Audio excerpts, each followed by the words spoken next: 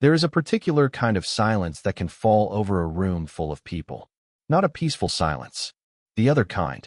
The silence that arrives when every person in that room has already looked at you and quietly decided that you do not belong.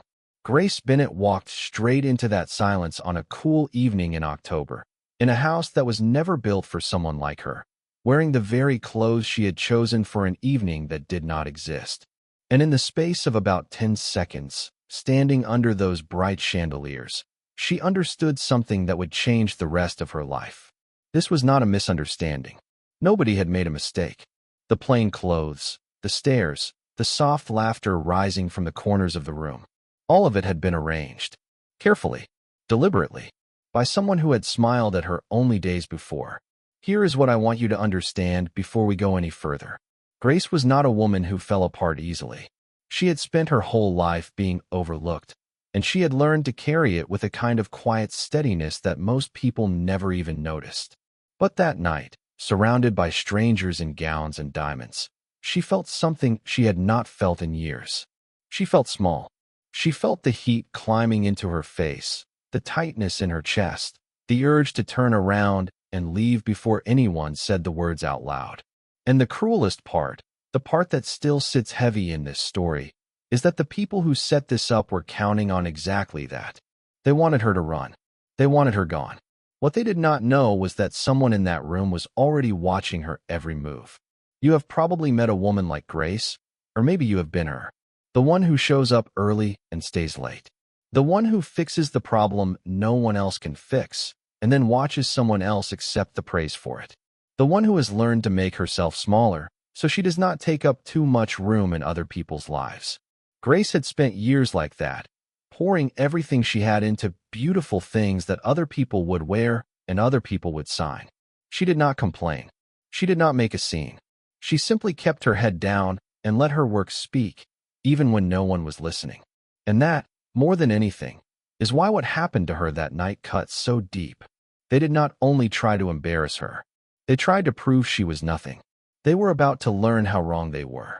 This is a story about humiliation, but it is also a story about the things people hide, the debts that quietly come due, and the strange way the truth has of surfacing at the exact moment it will do the most damage to the people who buried it. Because there was a secret in that house that night, a secret that was hanging, quite literally, in plain sight, on the body of the most important woman in the room. Nobody knew it was there. Not the guest sipping champagne. Not the cousin who had planned the whole evening down to the smallest detail. And certainly not the man standing near the doorway, the one person who could not seem to take his eyes off Grace.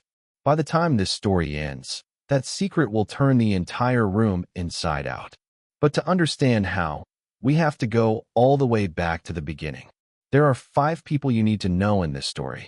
The first is Grace Bennett, a seamstress whose hands could do things most designers only dreamed about, and whose name almost no one had ever heard. The second is Eleanor Caldwell, a woman of enormous wealth and even greater influence, who was about to turn another year older and had no idea that her own birthday was being used as the stage for a cruelty she never would have allowed. The third is Adam Caldwell, Eleanor's son, a man so used to walking into rooms and being the most important person in them, until the night he noticed someone far more interesting than himself. And the last 2 are Brooke Caldwell and Caroline Whitman, 2 women who had decided, long before Grace ever arrived, exactly how this evening was going to end. To really understand what happened that night, you have to know about a single phone call. It came a few days before the party. A warm, friendly voice on the other end of the line, telling Grace not to worry, telling her the evening would be casual and relaxed, telling her to come comfortable, to wear something simple, because nobody wanted her to feel out of place. Grace believed it. Why would she not? For the first time in a long while, someone in that world seemed to be looking out for her. She hung up the phone feeling something close to gratitude. She had no way of knowing that the kindness in that voice was the bait, that every gentle word had been chosen to lead her, one step at a time, into the most humiliating moment of her life. The trap was already set. She was simply being misled about what to wear into it. And while all of this was being arranged, While the guest list was trimmed and the lie was carefully delivered, almost no one paid attention to the man in the corner of the room. Adam Caldwell was not supposed to matter in this plan. He was supposed to be charmed by someone else that night, steered toward a woman who had been chosen for him long before he ever met Grace. But Adam had a habit the schemers had failed to account for. He noticed things. He noticed the way Grace stood when the laughter started. He noticed that she did not crumble, and he noticed that she did not run. And he noticed something else, something about the gown his own mother was wearing that simply did not add up. He could not put it into words yet, but he could feel it. And so, very quietly, from across that glittering room, he began to watch. As this story unfolds, there are a few questions I want you to hold on to. The first one is simple.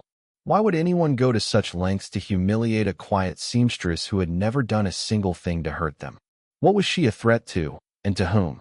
The second question is harder. What was the secret stitched into that house that night?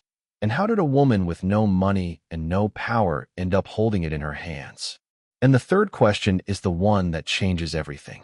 When the truth finally came out, in front of every guest, in front of the woman whose birthday it was, who do you think was left standing tall? And who do you think was left stammering, trying to explain themselves? Stay with me all the way to the end, because the answer is not the one they planned for. What makes this story stay with you is not the wealth, or the gowns, or the beautiful house on the hill. It is the simple, human ache at the center of it. The feeling of being talented and good and completely invisible. The feeling of doing the work while someone else takes the bow. Grace had lived inside that feeling for years, and she had made a quiet peace with it. She had told herself the work was enough. She had told herself she did not need her name on anything at all. And then, on one cruel October night, the very people who tried hardest to erase her made the single mistake that would force the entire world to learn exactly who she was. By the time this is over, the woman they tried so hard to make disappear will be the only name anyone in that room remembers. Before we dive deeper, let us know in the comments where you're watching from. We'd love to hear from you, and don't forget to hit that subscribe button so you never miss any of our upcoming videos. Long before that October night, long before the chandeliers and the cruel laughter, Grace Bennett lived a small and quiet life in a city that never seemed to notice her. She was 34 years old. She rented a one-bedroom apartment above a dry cleaner, and every evening she came home, made a simple dinner, and sat down at the second-hand sewing machine she had saved 2 years to buy. To most people who passed her on the street, she was nobody in particular. A woman with tired eyes and careful hands, always carrying a bag a little too heavy for her frame. But inside those hands was a gift that the people who used her had spent years trying to keep secret. Because Grace Bennett was not just a seamstress. She was, quietly and without anyone ever admitting it, one of the most gifted designers in the entire city. You could see it in everything she touched. Give Grace a length of plain fabric and a vague idea, and she could return something that made grown women cry when they looked in the mirror. She understood the way a seam could forgive a body, the way a single adjustment at the shoulder could make a woman stand taller. She did not learn this in a famous school. She learned it from her grandmother, in a kitchen that smelled of coffee and thread, on long afternoons when there was no money for anything new and everything old had to be made beautiful again. Her grandmother used to tell her that a well-made garment was a quiet kind of love. Grace never forgot that. She sewed like she was trying to take care of every woman who would ever wear her work. And that tenderness was exactly what made her dangerous to the people above her. The people above her had a name. Or rather, one of them did. Diane Russo. For more than 20 years, Diane had run one of the most respected fashion houses in the city, the kind with a quiet boutique on the right street and a waiting list a year long for its gowns. Diane was elegant, sharp, and endlessly charming in front of the right people. She knew how to walk into a party and own it. She knew how to give an interview that made the next morning's headlines. What Diane did not know how to do, and had not known how to do for a very long time, was make the clothes. That was where Grace came in. For 6 years, Grace had worked in the back rooms of the House of Russo, turning Diane's vague sketches and borrowed ideas into the breathtaking pieces that made Diane famous all over again. Here is the part that should make you angry. because it certainly made the few people who knew the truth angry. Every gown that left that boutique carried the Russo name stitched proudly into the lining. Every magazine that praised the designs praised Diane.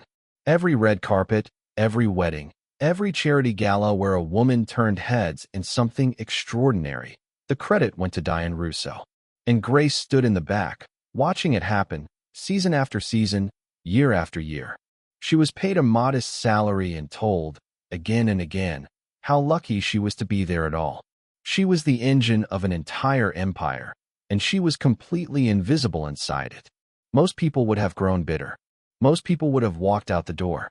But Grace had learned a long time ago that bitterness was a luxury she could not afford. So she swallowed it, and she kept sewing. But there was one small thing Grace did that no one knew about. One quiet act of defiance she allowed herself in a life that gave her almost nothing of her own. On the inside of every single garment she made, hidden deep in a seam where no customer would ever think to look, Grace would stitch two tiny letters by hand. AG and AB. Her initials. Grace Bennett. It took only a moment, and it changed nothing about how the world saw her work. No buyer noticed. No critic ever found it. Diane certainly never knew. But Grace knew. Every time she finished a piece and folded it carefully into its box, she would press her thumb against those two little letters, hidden in the dark, and let herself believe, just for a second, that the work was hers. It was the only signature she was allowed to keep. Remember those two letters. They matter more than you can imagine. What kept Grace going through all of it was a single, stubborn dream. She wanted, one day, to see her own name on a label. Not Russo. Bennett. She would lie awake some nights and imagine it. A small shop of her own. A simple tag sewn into the collar that said the work belonged to her. She had even started sketching her own designs in a worn notebook she kept hidden in a drawer. Pieces no one had asked her to make. Pieces that were entirely, completely hers. But every morning the dream got a little quieter. Because Grace had a flaw, the kind of flaw that good and gentle people often carry. She made herself small. She told herself that asking for more would seem ungrateful. She told herself the work was enough, that the work would speak for itself someday. She did not yet understand that work does not speak. People do. And so far, no one had spoken for her. There was one night, about a year before all of this, that captured Grace's whole life in a single image.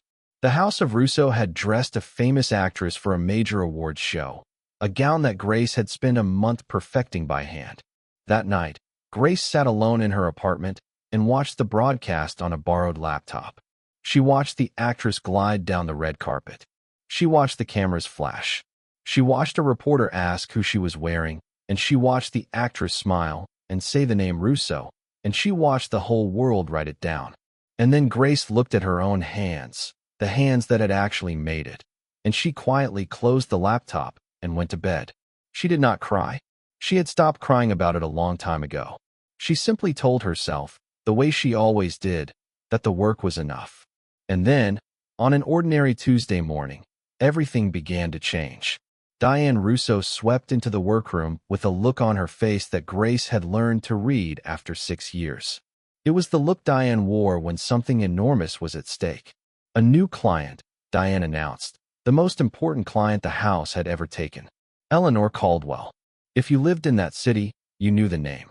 The Caldwells were one of the oldest and wealthiest families for 100 miles, and Eleanor was their matriarch, a woman whose approval could make a designer's career overnight, and whose disappointment could end one just as quickly. Eleanor's milestone birthday was coming, a grand celebration at the family estate, and she wanted a gown. Not just any gown, the gown of her life. And Diane had already promised her the impossible. Of course, Diane had no intention of making that gown herself. She never did. She handed Grace a single, hurried sketch, a vague idea scribbled in 5 minutes, and a deadline that would have broken most people. Make it perfect, Diane said. Eleanor expects perfect. And then she added the line she always added, the one that landed like a small stone every time.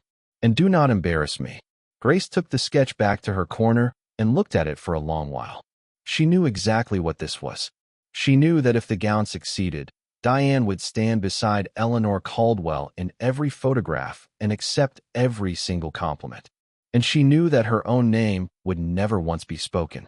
But she also knew something else, something that made her pick up her needle and begin. This gown was going to be the finest thing she had ever made, whether anyone knew it or not. For 3 weeks, Grace barely slept.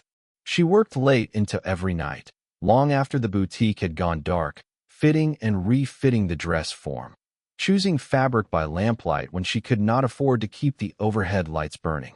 She poured everything she had into that gown, every lesson her grandmother ever taught her, every ounce of the talent the world refused to see. And when it was finally finished, she stood back and looked at it, and for the first time in years, she cried. It was beautiful. It was, without question, the best work of her entire life. And then, as she always did, she took up her needle, and deep inside a hidden seam where no one would ever look, she stitched 2 tiny letters, AG and AB. She had no way of knowing that those 2 letters, sewn into Eleanor Caldwell's birthday gown, were about to become the most important thing in this entire story. There was just one thing left to do.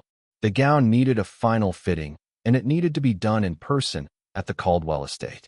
Normally, Diane would have gone herself, to be seen, to charm, to take her place beside the wealthy and the powerful. But Diane had a scheduling conflict that week, a luncheon she could not miss, a chance to be photographed with the right people. And so she did something she almost never did. She told Grace to go in her place. Grace was stunned. In 6 years, she had never once been allowed to meet a client face to face. Diane gave her a short, cold warning before she sent her off. Be professional. Take the measurements. Do not say more than you have to. And try not to look out of place. Grace nodded and gathered her things. She had no idea she was walking toward the beginning of a trap. The Caldwell estate sat at the end of a long, tree-lined drive, behind iron gates that opened as if they had been expecting her. Grace had never seen anything like it. The house did not look like a place where people lived.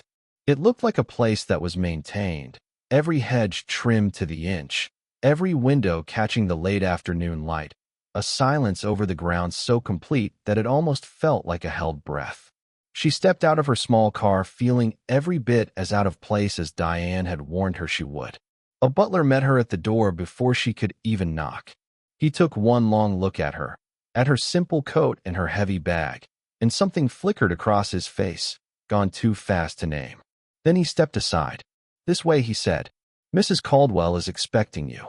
And Grace walked into the house that would change everything. Inside, the house was even grander, ceilings that soared, floors polished like still water, walls hung with paintings that belonged in museums. Grace followed the butler through it all, certain that at any moment someone would realize she did not belong and quietly ask her to leave. But then she was shown into a bright, sunlit room, and there, rising from her chair to greet her, was Eleanor Caldwell herself. Grace had braced for coldness. What she got instead caught her completely off guard.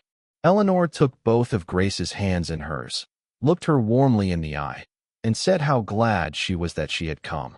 There was no performance in it, no condescension, none of the careful distance Grace had expected, just an old and genuine kindness. For the first time in longer than she could remember, Grace felt like a person in that world, and not a piece of the furniture. She did not yet understand that Eleanor's warmth was about to put a target on her back. The fitting itself was the easy part, because this was the one place in the world where Grace always knew exactly who she was. Her hands stopped trembling the moment she opened her kit. She moved around Eleanor with quiet confidence, pinning and measuring, making small adjustments that Eleanor noticed immediately. You have done this a long time, Eleanor said, watching her in the mirror. Grace only smiled. But Eleanor was a sharp woman who had spent a lifetime around talented people, and she could tell the difference between someone who follows instructions and someone who creates. As Grace worked, Eleanor began to ask questions, real questions, about the fabric, about the cut, about the choices behind the gown. And Grace, forgetting herself for a moment, began to answer them honestly. She spoke about the design the way only the person who actually made it could. And Eleanor Caldwell listened, and slowly began to understand that the woman kneeling at her hem was not just a messenger sent to take measurements. It was in the middle of that conversation that the door opened, and a man walked in. He was tall and well-dressed, with the easy, unhurried manner of someone who had never once worried about being welcome anywhere. This was Adam Caldwell, Eleanor's only son. He had come to check on his mother, expecting to find her with the famous Diane Rousseau. Instead, he found a quiet woman he had never seen before, kneeling at the hem of a gown, speaking about it with a knowledge that stopped him in the doorway. Adam was not a man who was easily impressed. He had grown up surrounded by wealth and beauty, and people who always wanted something from him. But there was something about the way this woman talked about her work, something honest and unguarded, that he could not look away from. He asked her name. "Grace Bennett," she said, and Adam Caldwell, without quite knowing why, did not forget it. Before Grace left that day, Eleanor did something that surprised everyone in the room, including herself. She invited Grace to her birthday party, not as the seamstress, not as the help, as a guest. Grace tried to refuse, gently, the way she refused everything she secretly wanted, but Eleanor would not hear of it. "I would like you there," she said simply, and that was the end of it. Grace left the estate that afternoon in a kind of daze, hardly able to believe what had just happened. For one bright moment, the invisible woman had been seen. But she was not the only one who had noticed. Because standing in the hallway, just out of sight, a young woman had watched the entire exchange. She had seen the way Eleanor warmed to Grace. She had seen the way Adam lingered in the doorway. And she did not like it. Not one bit. Her name was Brooke. Brooke Caldwell was Adam's cousin, and she had spent her entire adult life orbiting the Caldwell fortune without ever quite holding it. She was beautiful, polished, and perfectly fluent in the language of that world, and she had one consuming ambition. She wanted to make sure the family money stayed exactly where she could reach it. For more than a year, Brooke had been carefully steering her closest friend toward Adam, arranging the dinners, the weekends, the seating charts, building a future in which Adam married the woman Brooke had chosen, and Brooke herself remained close to the center of everything. That woman was named Caroline Whitman. Caroline was lovely, wealthy, and entirely suitable, the kind of woman that family was supposed to marry. The plan had been moving along quietly for months. And now, in a single afternoon, a seamstress in a second-hand coat had walked into the house and made Adam Caldwell pause in a doorway. Brooke understood, instantly, that Grace was a problem, and Brooke did not allow problems to stand. That same evening, Brooke and Caroline sat together in a quiet corner of the estate, and Brooke laid out everything she had seen. Caroline did not take it well. The idea that some unknown seamstress could threaten the future she had been promised lit a cold anger in her that surprised even Brooke. The two of them talked late into the night, and slowly a plan took shape between them. They could not simply tell Eleanor to take back the invitation. Eleanor had made her wishes clear, and crossing her was unthinkable. No, if Grace was going to be removed, it had to be done in a way that made her remove herself. It had to be done in a way that made her look like she never belonged in the first place. They needed Grace to walk into that party and humiliate herself in front of everyone, so completely that no one would ever take her seriously again. And Brooke knew exactly how to make that happen. It all came down to one phone call. A few days before the party, Grace's phone rang with a number she did not recognize. The voice on the other end was warm and friendly and utterly disarming. It belonged to Brooke, though Grace did not know that yet. Brooke introduced herself as one of the family, calling simply to make sure Grace felt comfortable about the evening. And then, gently, she began to lie. "This year is different," Brooke explained. Eleanor wanted something relaxed, something casual, nothing formal at all. Just close friends, simple clothes, an easy night together.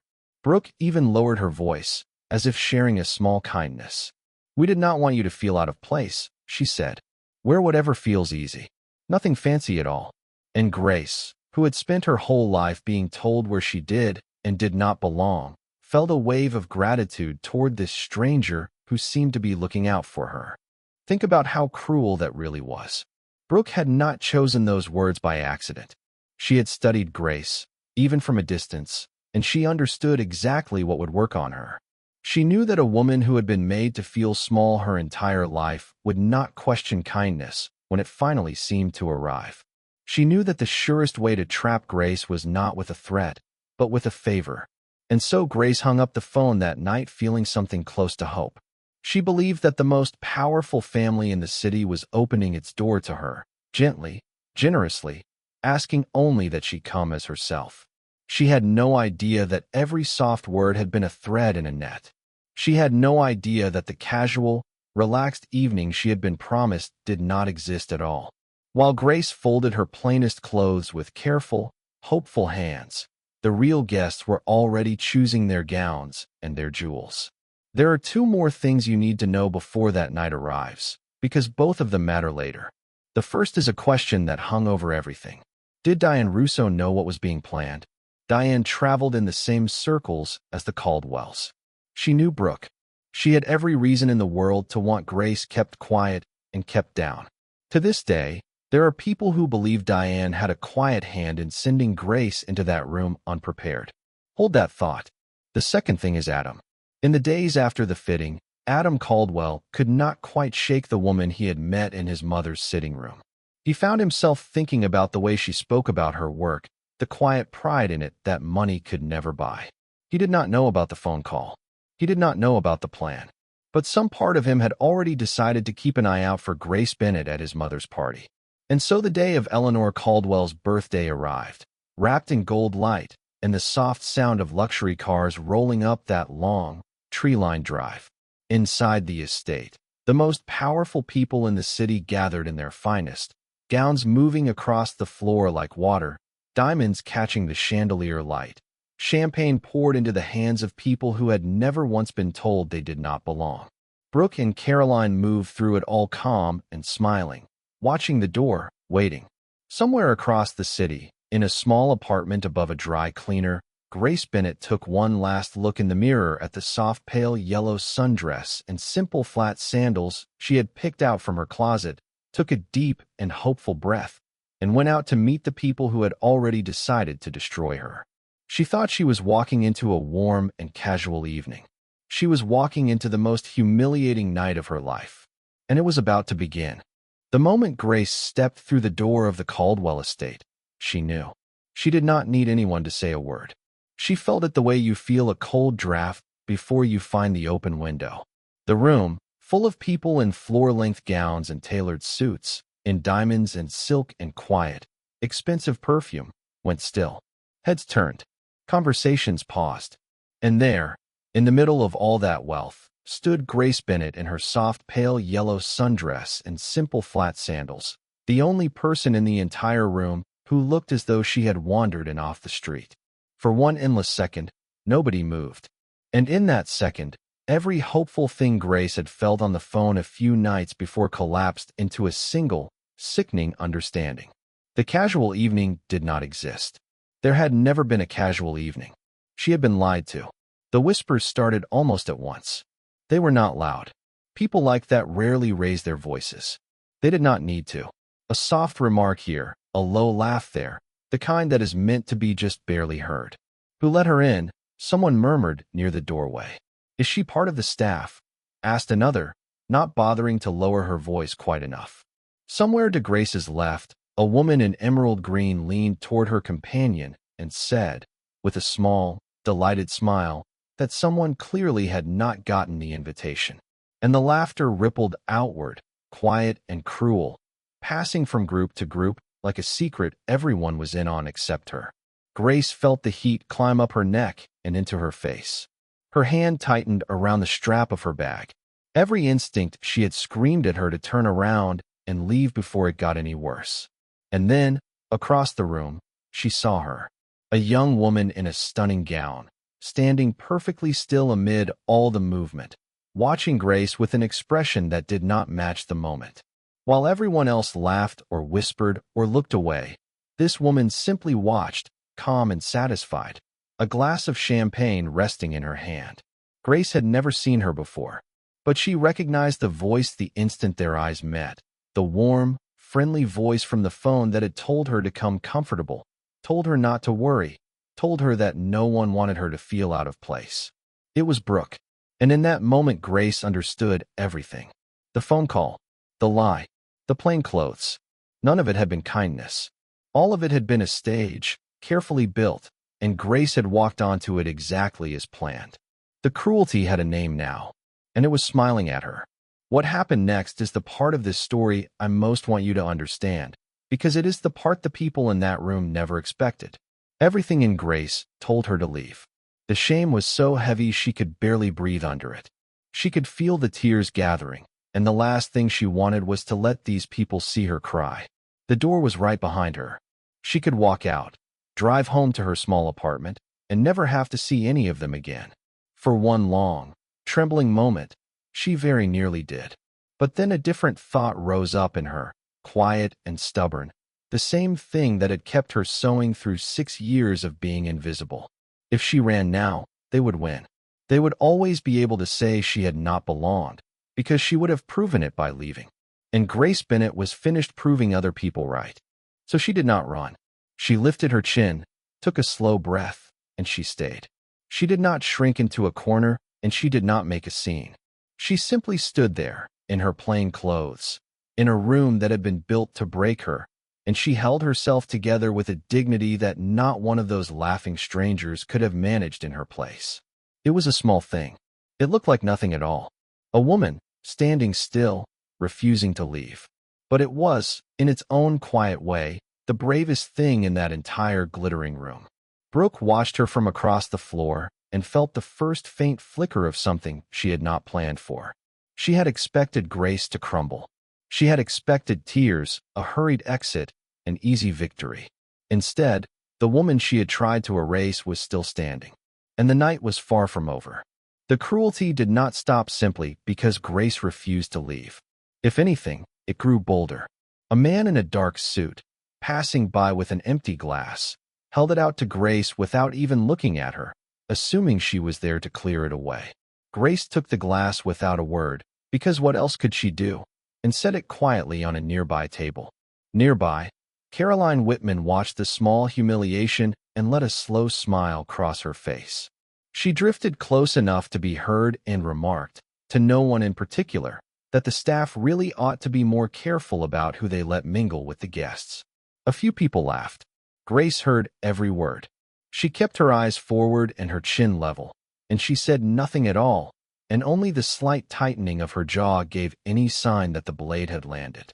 She was learning, in real time, exactly how these people destroyed someone.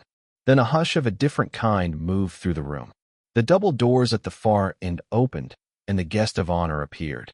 Eleanor Caldwell, radiant, regal, and wearing the most breathtaking gown anyone in that room had ever seen. A murmur of admiration swept the crowd. The gown was extraordinary, and every guest knew it, and they turned toward Eleanor and began to sing. But Eleanor was not alone.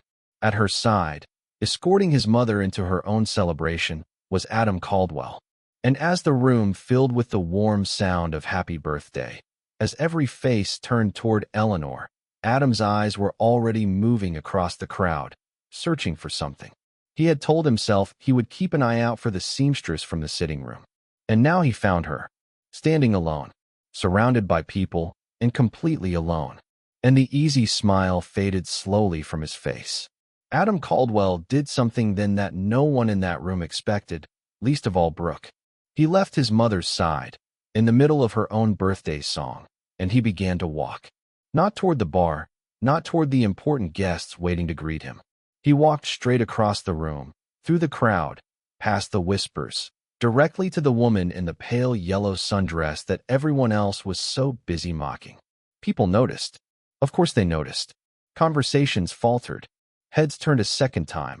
Only now they were not looking at Grace because she seemed out of place. They were looking because Adam Caldwell, the most eligible man in the room, the man Brooke had spent a year steering toward someone else, was crossing the entire floor to stand beside her. Brooke's champagne glass stopped halfway to her lips. This was not in the plan. He stopped in front of Grace, close enough that the message was unmistakable to everyone watching. "You came," he said quietly. Grace looked up at him, and for a moment she could not find her voice. I was told it would be casual, she finally managed, her cheeks burning. I was told to dress simply. Something passed across Adam's face then, a quick, cold understanding. He glanced once around the room, at the gowns, at the diamonds, at the smirking faces, and then back at her plain clothes, and he understood in an instant exactly what had been done to her. He did not make a speech.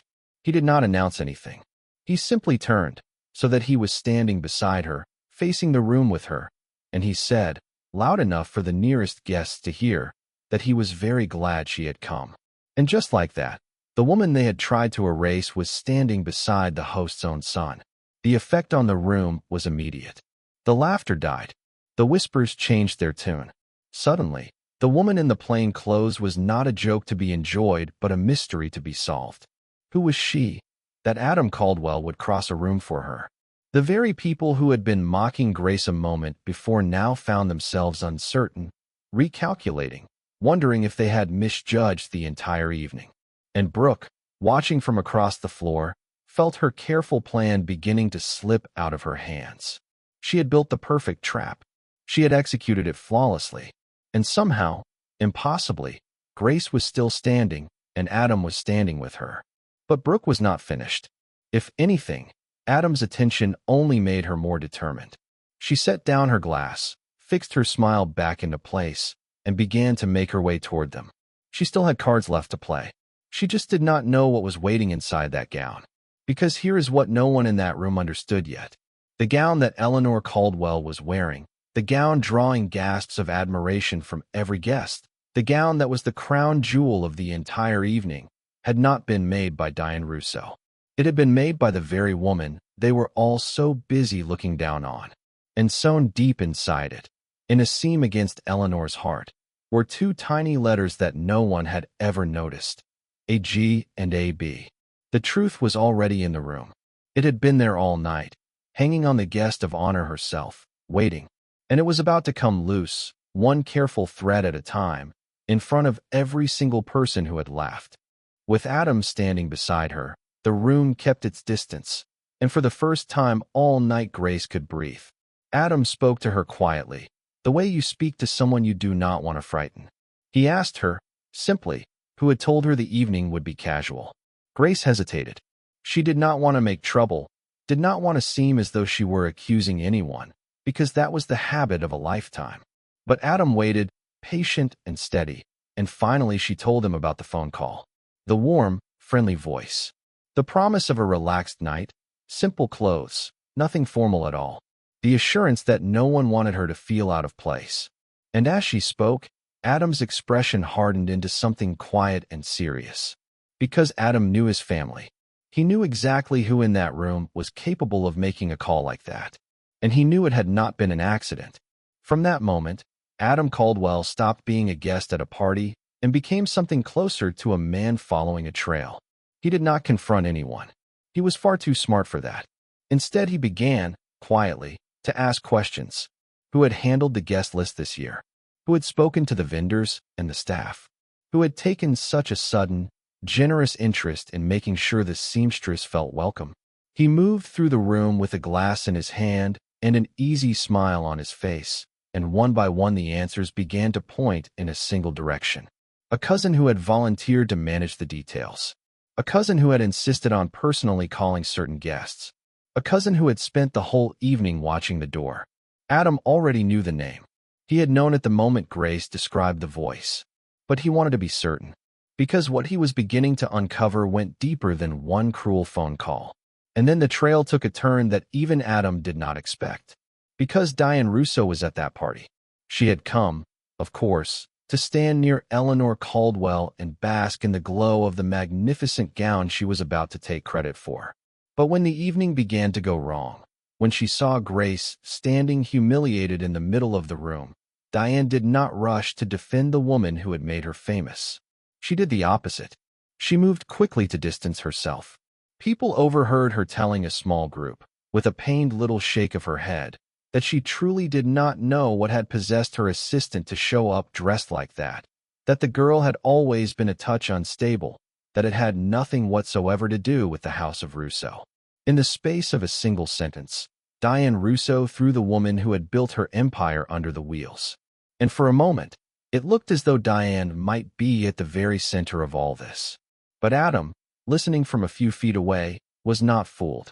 He could hear the difference between a woman protecting her reputation and a woman who had planned an ambush.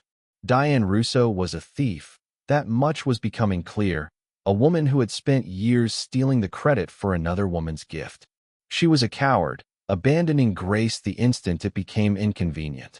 But she was not the architect of tonight. Diane had not made that phone call. Diane gained nothing from humiliating Grace at a party, and in fact stood to lose a great deal if her finest seamstress was driven away for good. No, the person who planned this wanted something else entirely, something that had nothing to do with fashion. They wanted Adam. And there was only one person in that room whose whole future depended on keeping Grace away from him. The trail did not lead to Diane Russo. It led straight back to Brooke. While Adam was quietly following the trail, his mother was beginning to sense that something had gone wrong at her own party. Eleanor Caldwell had not built a life at the center of that world by being naive. She had noticed the strange ripple in the room when Grace arrived. She had seen her son cross the floor in the middle of her birthday song. And now she was watching the way certain guests were behaving. The smug little glances, the satisfaction that did not belong at a celebration. Eleanor was a woman who understood people, and she did not like what she was reading on the faces around her. She made her way toward Grace, intending simply to welcome the young woman she had invited so warmly only days before. But as she crossed the room, something else caught at the edge of her attention. Something about the way her own gown felt against her. Something she could not yet name. Eleanor reached Grace and took her hands, exactly as she had the day of the fitting, and the warmth in that gesture, in front of the entire room, was its own kind of statement. She told Grace how happy she was that she had come, loudly enough for the nearest guests to hear, and the temperature of the room shifted yet again. People who had been so sure of themselves a moment ago now looked uncertain. If the seamstress was an embarrassment, why was the matriarch holding her hands? Why was the son standing at her side? Grace, overwhelmed, managed to thank her, and then, because she was an honest woman and could not help herself, she added something quiet. She told Eleanor how beautiful the gown looked on her. And Eleanor, smiling, looked down at the extraordinary dress she was wearing and asked the question that was about to unravel everything. She asked Grace if she knew who had made it. It was a simple question, asked with no idea of the weight it carried. And Grace, caught between the truth and a lifetime of being told to keep quiet, hesitated. For 6 years, she had been trained to say the same word whenever anyone asked about her work. Russo. She had said it 1,000 times. She had watched the credit go to someone else 1,000 times, and she had let it, because that was the job, because the work was supposed to be enough. The word was right there on her tongue. Russo.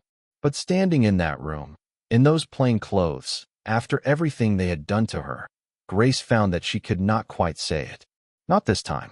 She looked at Eleanor, this kind woman wearing the finest thing Grace had ever made, and for the first time in her life, she did not have it in her to give her work away. She simply said, softly, that she had made it herself. For a moment, Eleanor simply looked at her. It was a remarkable claim, and they both knew it. This gown was the work of a master, the centerpiece of a celebration thrown by one of the most powerful families in the city, and it was supposedly designed by the famous Diane Russo, whose name was sewn right there into the lining. And now a quiet young woman in a simple yellow sundress, a woman the whole room had spent the evening mocking, was claiming that she, and not Diane, had created it. A lesser woman than Eleanor might have laughed, or pulled her hands away, or quietly decided the girl was lying. But Eleanor Caldwell had spent the fitting watching Grace work. She had heard the way Grace spoke about the design, with a knowledge that simply could not be faked. Some part of her already believed it. But belief was not proof. And in a room full of people waiting for Grace to fail, Eleanor would need proof. And that was when Grace, her voice barely above a whisper, told Eleanor about the only thing that could prove it. She explained that for years she had been forbidden to sign her work, that her name appeared on nothing, that everything she made was sold under someone else's label. But she also explained that she had never been able to let her work go completely. That on the inside of every single garment she had ever made, hidden deep in a seam where no one would ever look, she sewed two small letters by hand. Her initials, G and B, Grace Bennett. If Eleanor wanted to know who had truly made that gown, Grace told her, she did not have to take anyone's word for it. She only had to look inside the seam, against her own heart, where the letters had been waiting all along. Eleanor Caldwell went very still. Across the room, Brooke had been watching this entire exchange with growing alarm. She could not hear the words, but she could read the scene, and everything about it was wrong. Her aunt was holding the seamstress's hands. Her aunt was listening, intently, leaning in. Adam was hovering close, his eyes never leaving Grace. The plan that had worked so perfectly an hour ago was coming apart in front of her, and Brooke did not understand how. She began to move toward them, quickly now, her smile stretched thin, searching for some way to cut the conversation short, to pull Eleanor away, to end whatever was happening before it went any further. She called out brightly that it was time to gather everyone, time for the toast, time to celebrate. But she was already too late.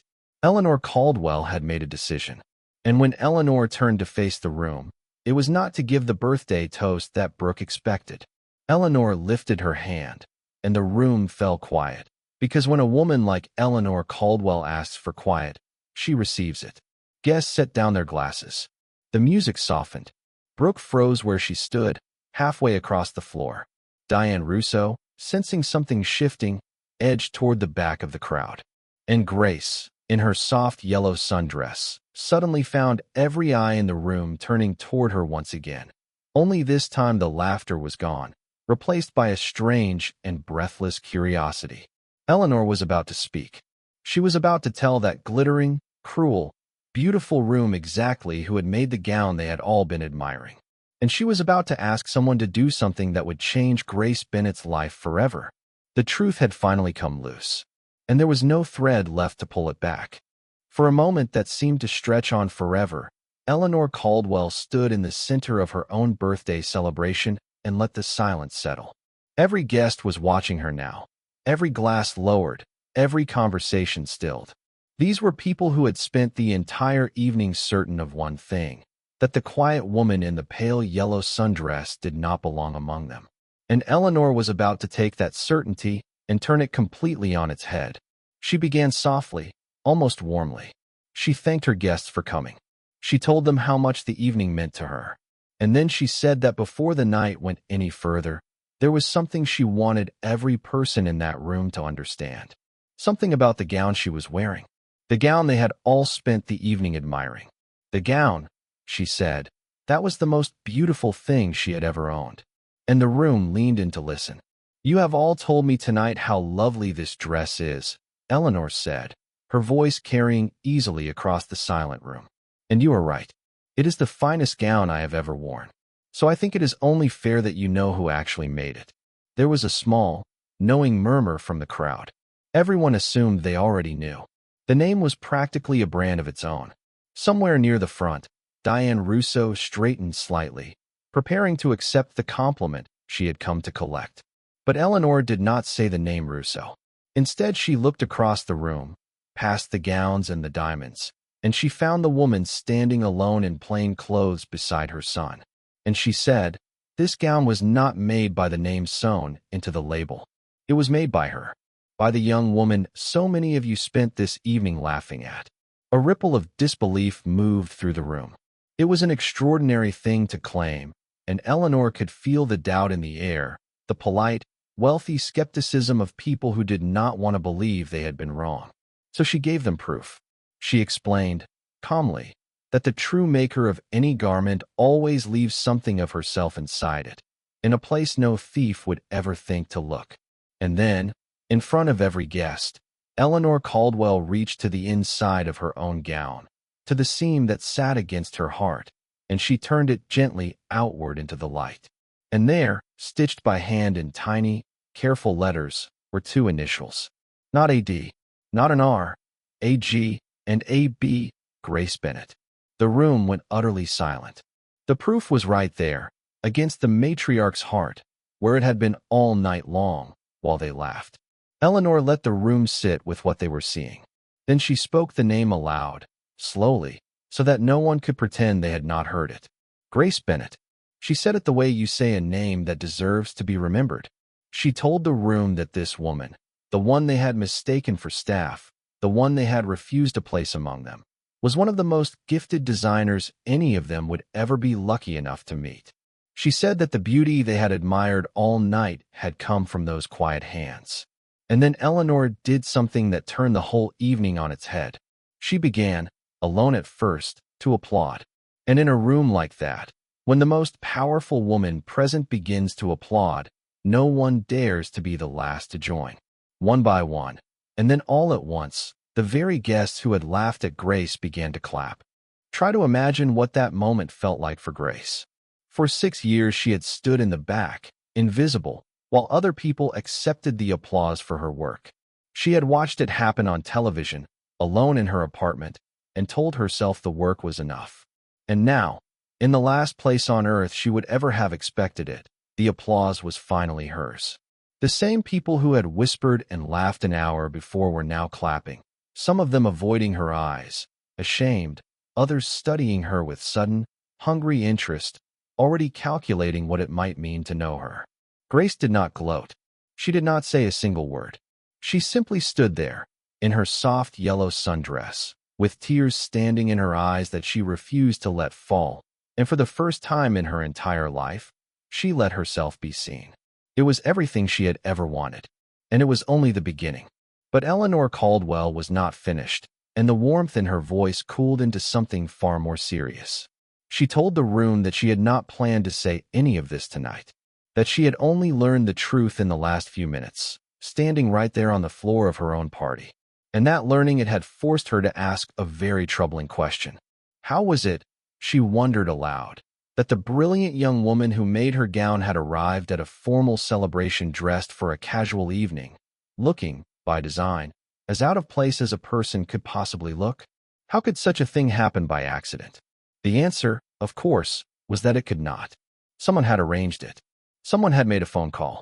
Someone in that very room had set out, deliberately, to humiliate an innocent woman for the crime of being noticed. And Eleanor intended to find out exactly who. She did not have to look far. Adam stepped forward then, to his mother's side, and quietly told her what he had spent the last hour uncovering. The guest list, the phone calls, the cousin who had managed every detail of the evening. All eyes in the room began to turn, slowly, toward Brooke Caldwell, who stood frozen near the center of the floor with her thin smile finally cracking apart. Eleanor looked at her niece for a long, terrible moment. She did not shout. Women like Eleanor do not need to shout. She simply said that she knew what Brooke had done and that she was ashamed to share a name with her. Beside Brooke, Caroline Whitman had gone pale, her own cruelty from earlier in the evening suddenly hanging in the air for everyone to recall. In a single moment, the two women who had built the trap watched it close around themselves instead, in front of every person whose opinion they had ever cared about. And then there was Diane Russo. Through all of it, Diane had been edging toward the back of the room, hoping to disappear before anyone remembered her part in this. But Eleanor remembered. She turned to the famous designer, the woman whose name was sewn into a gown she had not made, and asked her, in front of everyone, a simple question. Had Diane known, all these years, that the work was Grace's? Diane opened her mouth and closed it, and opened it again, and no answer came that could save her. The silence was answer enough. Every person in that room understood, in an instant, that the great house of Russo had been built on the stolen talent of the quiet woman they had laughed at. Diane Russo's reputation, the thing she had spent 30 years protecting, began to crumble right there on the spot. And there was nothing at all she could do to stop it. By now, Grace Bennett had everything she had once dreamed of. Her name spoken aloud in a room full of powerful people. Applause. Recognition. The truth, finally, set free. And yet, standing in the middle of it all, she felt something she had not expected. Because being seen by these people, she realized, was not the same thing as being free of them. She was still Diane's employee. She still had no shop of her own, no label with her name on it, nothing in writing, nothing that truly belonged to her. The applause would fade. The guests would go home. And tomorrow she would still have to decide what kind of life she was going to live and whose name she was going to live it under. The night had given Grace her moment. But the most important choice of her life was still in front of her. And what she chose next would surprise everyone, including the man who had stood beside her all evening. Later that night, after the music had faded and the last of the guests had drifted out into the dark, Eleanor Caldwell asked Grace to stay behind for a moment. The two women sat alone in the same sunlit room where they had first met. Only now it was quiet and lit by lamplight, and everything between them had changed. Grace expected, perhaps, a kind word, a thank you, maybe a generous tip pressed into her hand. What she got instead was something she would carry with her for the rest of her life. Because Eleanor Caldwell, one of the wealthiest and most respected women in the city, looked at this quiet seamstress in her plain white top, and she began to tell her a story almost no one alive had ever heard, a story about who Eleanor had been, long before the estate and the name and the gowns. And it explained everything. 50 years ago, Eleanor told her, she had been a girl with nothing, the daughter of immigrants, working in the back of a garment shop for pennies, sewing beautiful things that other people sold under their own names. She knew, she said, exactly what it felt like to have your gift treated as though it belonged to someone else. She knew what it was to be invisible, to be told you should be grateful, to watch the credit walk out the door on another person's shoulders. She had clawed her way up out of that back room over the course of a lifetime, and she had married well, and she had built a name that people now spoke with respect. But she had never once forgotten the girl she used to be. And the moment she watched Grace kneel at her hem and speak about that gown, Eleanor told her, she had seen that girl again. She had seen herself. That, Eleanor said, was why she had invited Grace to the party in the first place, and why she would not let the cruelty of this evening stand. She had spent 50 years promising herself that if she ever had the power to keep one talented woman from being erased the way she herself had nearly been, she would use it. Tonight, that woman was Grace. And so Eleanor made her an offer. She wanted to invest in Grace. Not to own her, not to use her, but to help her build something that was truly her own. A label, a shop, a name on the collar that said the work belonged to Grace Bennett and to no one else. Eleanor had the money, the connections, and the reputation to make it real. All Grace had to do was say yes. It was, by any measure, the offer of a lifetime. And Grace surprised her. Because Grace did not simply fall to pieces with gratitude and accept. She had spent her whole life letting other people decide what her work was worth, and she was done with that, even when the person deciding was kind. She thanked Eleanor, truly and deeply. And then she said that she would accept the partnership on one condition, that it would be a partnership of equals, that her name, and only her name, would be on the label, that she would never again make something beautiful and watch someone else sign it. She was not looking for a rescuer, she told Eleanor. She had rescued herself the moment she decided to stay in that room instead of running. What she wanted now was a chance, on her own terms. Eleanor looked at her for a long moment, and then she smiled, the way you smile at someone who has finally understood her own worth, and she said, "That is exactly the answer I was hoping for." The next morning, Grace did not go to the house of Russo and slipped quietly into the back room as she had for 6 years. She walked in through the front door. She found Diane Russo sitting in an office that was already beginning to feel the first cold draft of scandal, and she placed a single sheet of paper on the desk. Her resignation. Diane, desperate now, the truth about her stolen empire already spreading through the city, offered Grace everything she had never offered before. A raise, a title, her name on the next collection. Grace simply shook her head. It was too late, and they both knew it. Then she went home to her small apartment above the dry cleaner, took out the worn notebook she had hidden in a drawer for years, the one full of designs that were entirely her own, and she opened it to a clean page. For the first time, she was going to build something with her name on it from the very start. As for the others, the world has a way of settling these accounts. Diane Russo's house of cards came down within the year.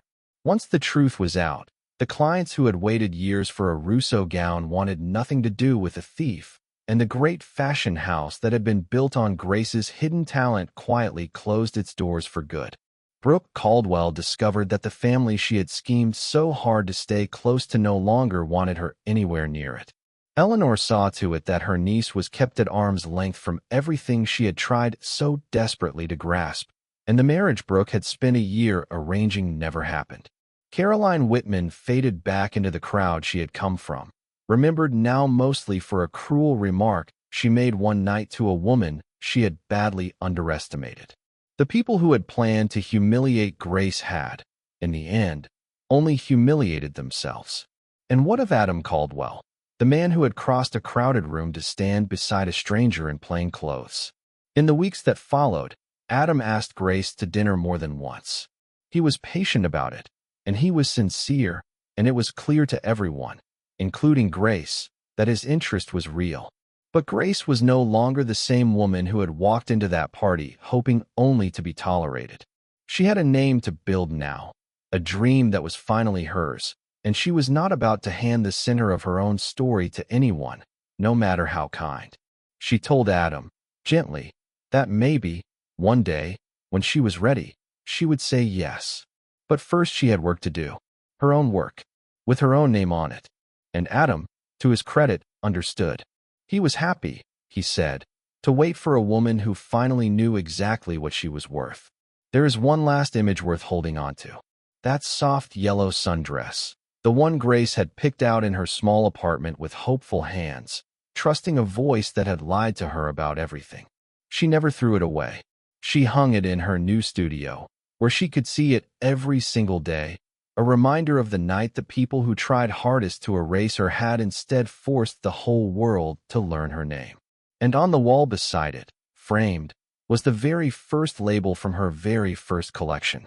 A simple tag, the kind she had dreamed about on all those sleepless nights. It did not say Rousseau. It said Bennett. Her grandmother had once told her that a well-made garment was a quiet kind of love. Grace had spent years giving that love away for free. Now, at last, every stitch of it carried her name. Grace Bennett's story stays with us because it speaks to something almost everyone has felt at one time or another. The quiet ache of doing the work and watching someone else take the credit. The sting of walking into a room and feeling everyone decide who you are before you have said a single word. We have all, at some point, been underestimated. And if there is one thing this story teaches us, it is this. The people who try the hardest to make you feel small are very often the ones most frightened by how big you already are. Grace did not win that night because a powerful family stepped in to save her. She won because she refused to run, refused to give her gift away one more time, and finally, after a lifetime of staying quiet, decided that her own name was worth speaking out loud. Now I would love to hear from you. If you had been Grace, standing alone in that room, with everyone laughing and the door right behind you, what would you have done? Would you have found the strength to stay the way she did? Or would you have walked out the moment you understood the trap? There is no wrong answer, and I read every single comment. So tell me honestly down below. And while you are there, tell me something else. Has someone in your own life ever underestimated you, written you off, decided you did not belong, only to be proven completely wrong? Those are the stories I love most of all. And I have a feeling some of you have lived a version of this very one. Share it with us. You never know who in this community might need to hear that they are not alone. Also, if Grace's story meant something to you, do 3 quick things before you go. Tap that like button so this story can reach someone who needs to hear it today. Leave a comment and tell me about a time someone underestimated you and lived to regret it.